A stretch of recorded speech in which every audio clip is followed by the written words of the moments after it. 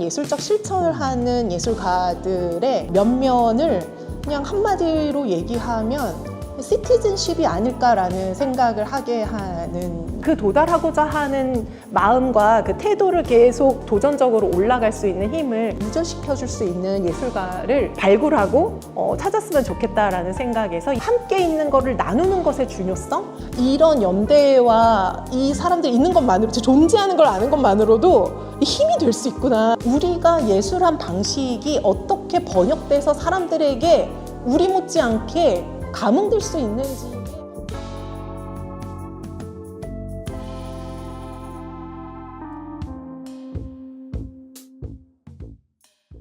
저의 본업은 예술경영 컨설팅이에요. 그런데 사실 저는 음악을 하고 작곡을 하고 왜 이렇게 현대 작곡을 하는 세계와 이 사람들과의 괴리가 굉장히 이렇게 넓을 수밖에 없나의 답답함을 느끼고 예술경영으로 왔었거든요. 커머닝 하고자 하는 과정의 양상이 제가 활동하는 예술 생태계에서 저렇게 좀 경계를 좀 흐리고 이걸 좀 넓혀가고 싶은 그런 마음에 있지만, 여전히 저렇게 견고한 라인, 그리고 서로 분리되어 있는 위계, 이런 것들은 여전히 존재해야 하고 존재할 수밖에 없음을 또 인지하지만, 또 저기를 흐렸다가 또 여기 와서 흐렸다가 하는 게 저의 어떤 욕망일 수 있겠다라는 생각을 합니다. 사실 제게 이 예술의 매개에 대한 개념의 전환을 정말 본격적으로 시켜준 게 엘시스테마였어요. 제가 엘시스테마로 시작을 해서 예술을 매개하는 여러 가지 방식의 활동하고 있는 것을 통칭해서 예술의 어떤 실천? 예술의 또는 사회적이라는 걸 좀 빼기도 해요. 그런 사회라는 것이 사람들이 모여서 만든 것이 이제 사회고, 사회적이라는 표현을 했을 때 한국에서는 이제 역사의 어떤 맥락이 있어서 운동으로 바로 직결을 해서 그 이해를 굉장히 좁혀버리더라고요. 그래서 예술적 실천이라는 표현으로 얘기를 하지만 그 사이에 사회적 혹은 사회 참여적이라는 것이 숨겨져 있어요. 예술적 실천이라는 것에서 저는 이제 컨설턴트로 또는 기획자로 또는 매개자로 동행을 계속 하고 있는데, 사실 저는 동행이라고 하는 이유는 기획을 하긴 하지만 어쨌거나 전 예술가가 아니기 때문에 직접적인 매개성을 발현시키는 사람은 아니라고 생각을 해요. 그런데 이제 그렇게 봤을 때 이런 예술적 실천을 하는 예술가들의 면면을 그냥 한마디로 얘기하면 시티즌십이 아닐까라는 생각을 하게 하는 게 있고, 그것은 예술가로서 모두가 이런 역할을 해야 되는 것이 아니라 예술가들 중에서 이 시민 시티즌십에 대한 감각 혹은 태도, 지향이 있는 예술가들이 예술계에서 하고 있는 그 활동들을 다 통칭해서 예술적 실천을, 경계를 좀 두지 않은 그 활동으로서 바라보게 되는 거예요. 저는 음악을 했기 때문에 그 시각예술에 대한 지식은 얕아요. 그냥 좋아하는 영역에 좀 더 넓은데 공부를 자꾸 하게 돼요. 왜냐하면 이러한 사상과 개념의 변화들이 시각예술 분야에서는 굉장히 용어화되어 있고 운동으로 존재했고 이렇더라고요. 근데 제가 이제 그 엘시스테마를 하면서 예술이, 예전에 예술 매개한다라고 했을 때 예술은 예술 작품, 공연, 이것을 예술로 뒀던 것 같아요. 그런데 이제 예술 교육 쪽에 일을 한 2005년도부터 하면서 또 그 엘시스테마를 통해서 예술이 그냥 그렇게 구분되어 있는 것이 아닌, 예술가나 예술이 갖고 있는 미세하게 분화될 수 있는 여러 차원의 것이 누군가 닿아서 상호작용하는 그 모든 것일 수 있구나. 굉장히 분화돼서 생각할 수 있고 감지할 수 있고 감각할 수 있고, 또는 예술가 입장에서는 의도할 수 있고 그렇구나라는 생각을 했었고, 이런 것이 이제 예술 교육씬에서 벌어질 때는 교육적 활동으로서 벌어지는데, 그런데 거기에 핵심의 이제 개념은 뭐였냐면 예술적 개입이라는 활동으로 예술가들의 존재 방식과 존재의 가치를 사회에서 좀 더 적극적으로 인식할 수 있게 하는 예술적 개입이라는 활동들을 좀 해보게 하자라는 게 의도였어요. 이걸 오리엔테이션을 시켜주는 교육 과정을 기획하는 기회가 있어서 이 예술적 개입이 결국은 굉장히 예술적 실천의 기회이기도 한데 어떻게 예술가들이 수긍하고 환영하면서 이해할 수 있게 할까를 찾다가 공부를 하다가 찾은 게 예술사조의 이미 사회참여적 예술이라는 이 무브먼트를 만든 거를 찾은 거예요. 여기서 이미 정의도 내려졌고 그걸 예술 작업으로서 실행을 한 작가들이 있었고 요셉 보이스 말고도 얼마나 많은 작가들이 활동을 했는지를 이제 볼 수가 있었죠. 그래서 이걸 통해서 예술적 개입이라는 것이 복지나 혁신, 기업의 조직의 혁신이 아닌 어떤 맥락에 가서든 예술가가 그 예술가적인 가치를 여러 방식으로 발현시킬 수 있는, 그래서 때로는 교란시키기도 하고 때로는 좀 돕기도 하고 할 수 있는 게 그 예술의 힘이다라는 얘기를 하고 싶었고, 그래서 이런 개념을 이제 만나면서 예술가들도 좀 설득하는 방법으로 찾고, 또 저는 음악에서 시작이 됐기 때문에 음악 분야에서 좀 적극적으로 네트워크를 만들 때도 이름을 샘 네트워크라고 했는데 소셜 인게이지드 아트 대신 뮤지션스를 넣어서 이제 이름을 만들기도 했어요. 사실 사회의 변화는 개인의 변화가 그냥 시작점이라고 생각을 해요. 근데 개인을 변화시킨다는 것은 굉장히 뭐라 그랬죠? 오만한 생각이라고 생각을 하는데, 다만 예술이 할 수 있는 거는 변화할 잠재성이나 가능성이 있는 어떤 여지들의 물꼬를 틀어주는, 그냥 한번 질문을 던져주는 그런 기회를 만들어주는 걸로써 예술이 오만하지 않으면서도 변화를 만들 수 있다라는 데에서 자기의 작업의 어떤 실천적 과정이나 아니면 자기의 삶의 어떤 태도나 이런 것에 자기의 고유성이 있는 것, 자기의 언어가 있는 사람, 이런 사람들의 얼마나 많아요, 예술계에.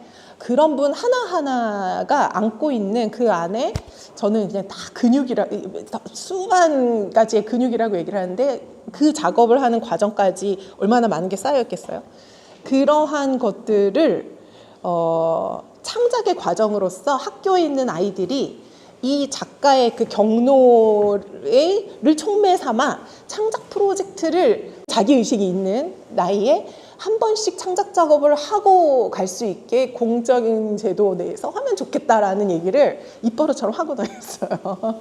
근데 감사하게도 기회가 생겼어요. 그런 거 하고 싶댔죠. 이제 그 뭔가 R&D가 필요한데 해보시겠어요? 라는 기회가 주어져서 하게 됐는데, 제가 예술가가 아니어서 뭔가 그냥 제로 베이스에서 뭘 하기가 되게 어렵더라고요. 그래서 찾았더니 조금은 다른데 바비칸 센터라는, 그러니까 영국의 세종문화회관 같은 곳이에요. 거기는 예술교육 디파트먼트가 굉장히 큰데 바비칸 박스라는 걸 하는 거예요.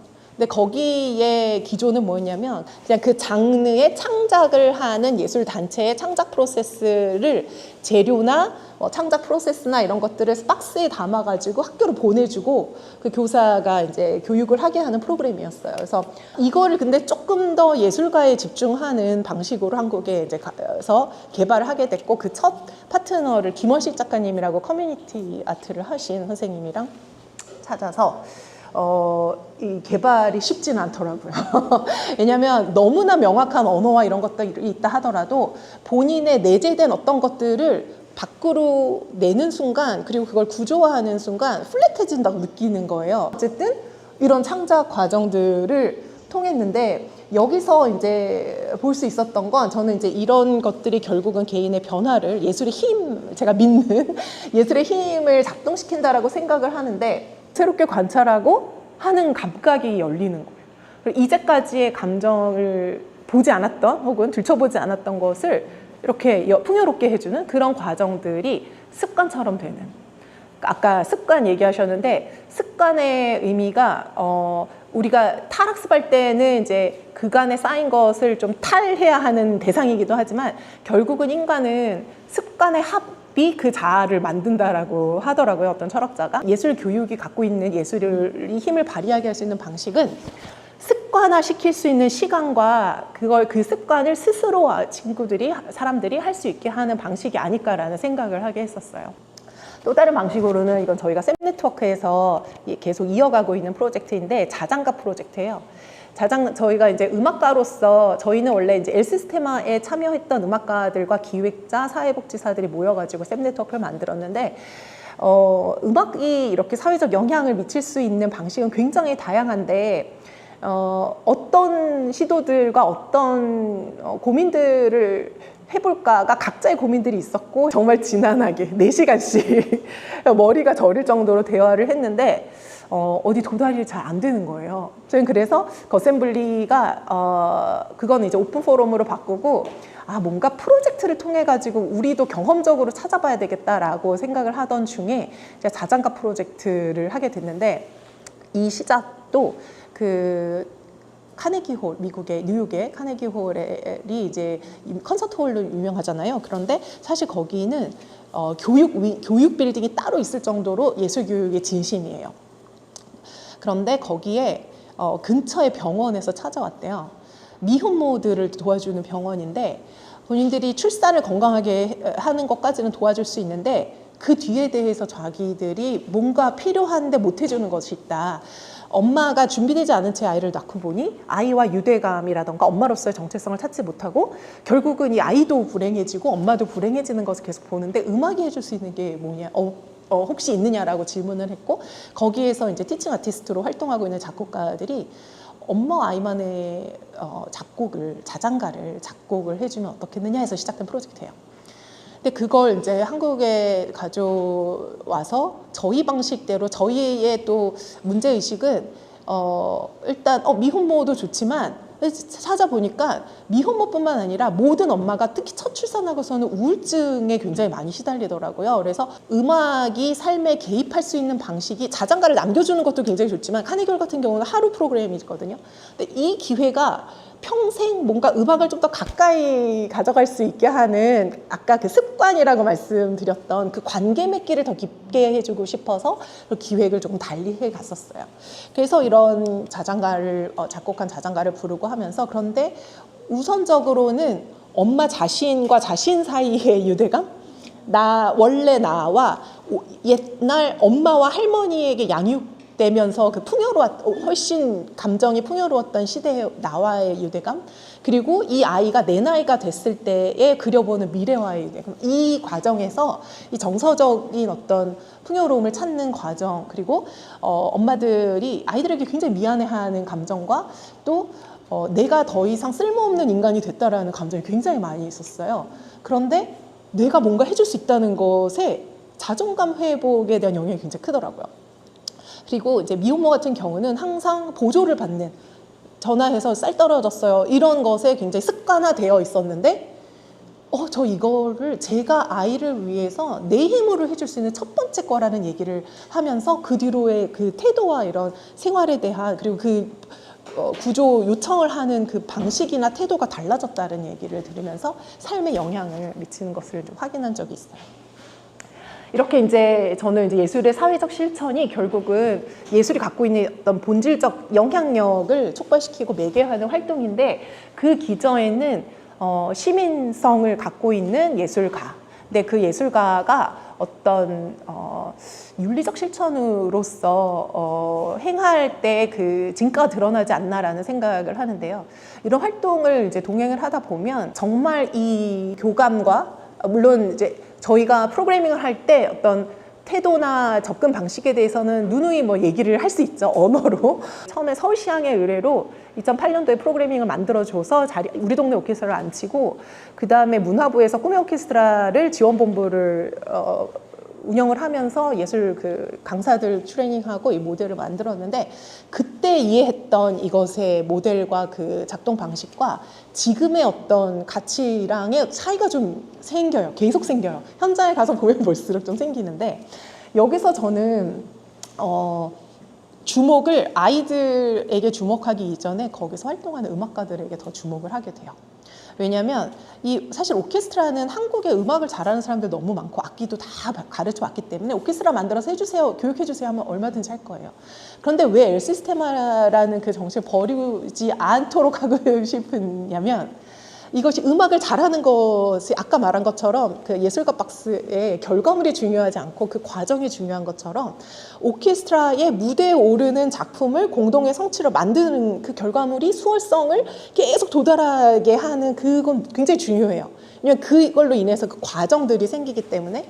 그렇지만 이것이 목적이 아니라 그 과정 시간, 그러니까 일주일에 2번씩 3시간씩 모여가지고 아이들에게 누적되는 그 습관, 연습하는 습관뿐만 아니라 함께 그 공간에 있는 음악가들이 언어, 태도, 음악을 대하는 태도, 동료를 대하는 태도, 이런 것들에서, 그리고 관계 맺는 방식, 그리고 사실은 한국 사회는 유난히 경쟁에 거의 내몰려 있잖아요. 근데 경쟁이 아닌 함께 승리하는, 패자가 없는, 유일할 수 있는 그런 환경에서 이 아이들이 자라났을 때, 저는 처음 모델링 할 때 오케스트라 키즈 세대가 형성됐으면 좋겠다라고 했었어요. 왜냐하면 이런 문화가 이제 체화돼서, 습관이 체화돼서 이런 아이들이 생기면 이 아이들이 형성하는 사회는 경쟁만 있는 사회는 아닐 거다라는 생각을 했어서.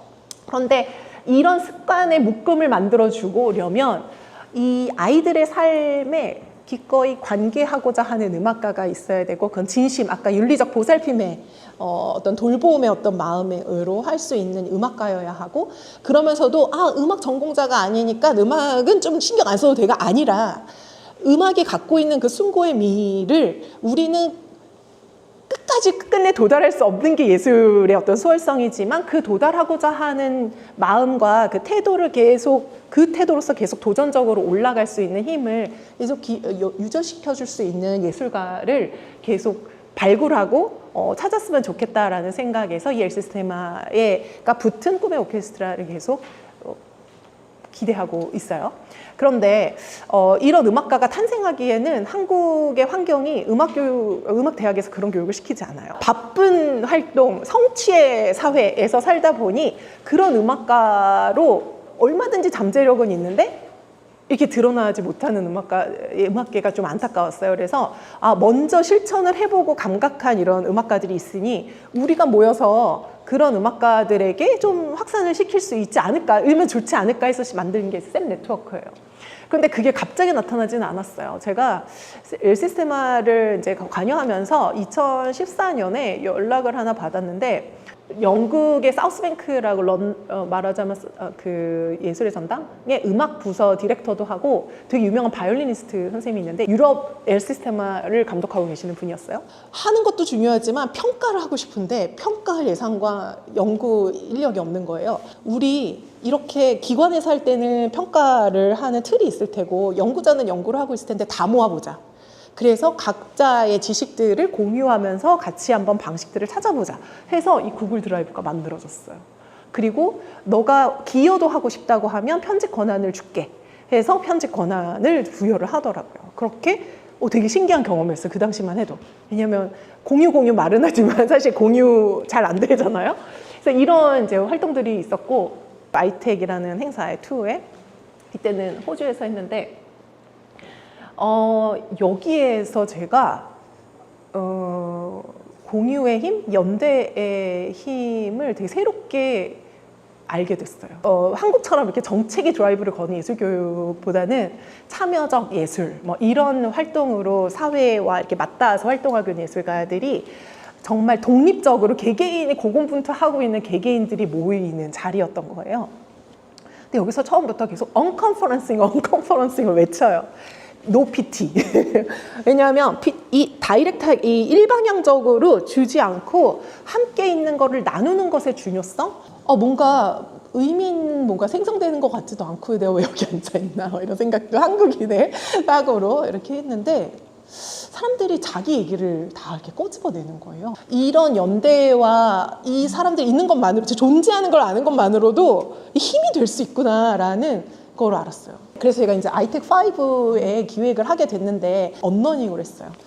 예술교육자들이 뭘 배워야 돼요. 교육 기회, 교육 방법 배워야 되는 게 아니라 우리가 예술한 방식이 어떻게 번역돼서 사람들에게 우리 못지않게 감흥될 수 있는지의 방법을 우리가 탈학습하는 방식이 필요한 거지, 누가 누구를 가르쳐서 찾아질 수 있는 것이 아니다라는 생각에 이런 방식이 누군가에게서 배워지는 게 아닌 서로 주고받는 이 대화적인 방식의 행사로서 만드는 것에 이제 집중을 할 수 있었던 거예요. 예술 교육을 하는 예술가들에게 기본적으로 있는 게 보살핌의 윤리구나. 보살핌이라는 거 아까 제가 아이텍2에서 느꼈던 누가 저를 책임지고 보살펴서 뭔가 치유를 하는 뭔가 그 책임까지 지지는 않았지만 보살핌에 느끼게 하는 윤리는 남의 문제가 나의 문제 못지않은 중요한 문제로 인식하는 그래서 감흥을 해주는 이런 태도와 그런 대화가 존재한다라는 것에서 이제 아이텍의 행사로서의 어떤 공유적 공간을 이제 느꼈어요. 한국에서 예술적 실천의 활동들이 어쩔 수 없이 펀딩의 구조 내에서 누가 가두진 않았지만 어쩔 수 없이 gat혀있는 구조가 되게 답답했거든요. 그래서 그 프로젝트를 넘어서의 이 지속할 수 있는 힘을 뭐에서 찾을 수 있을까를 계속 고민을 하고 있는데 그래서 한때는 소셜 임팩트 비즈니스로 가면 그것이 가능할까 뭐 이런 여러 가지 고민을 하다가 만든 게 샘 네트워크가 그것의 하나의 방법이 될 수 있겠다. 근데 그러면서도 항상 어려워요. 어려운 부분은 네트워크를 처음에 할 때는 제 또래들이 많았어요. 그래서 주어, 그러니까 삶을 계속 유지할 수 있는 것은 따로 있고 샘 네트워크는 그냥 우리가 하나의 기여하는 방식으로 했기 때문에 소소하고 작고 했지만 막 이렇게 막 홍보를 막 하고 이러진 않았지만 그 커머닝하는 구조를 이제 가는 것에 좀 더 의미를 뒀던 것 같아요. 그런데 그렇게 하다 보니까 이게 개방성을 득하지 못하는 거예요, 오히려. 왜냐하면 젊은 음악가들에게는 잡이 필요하거든요. 잡이 없으면 나오다가도 잡에 밀려요.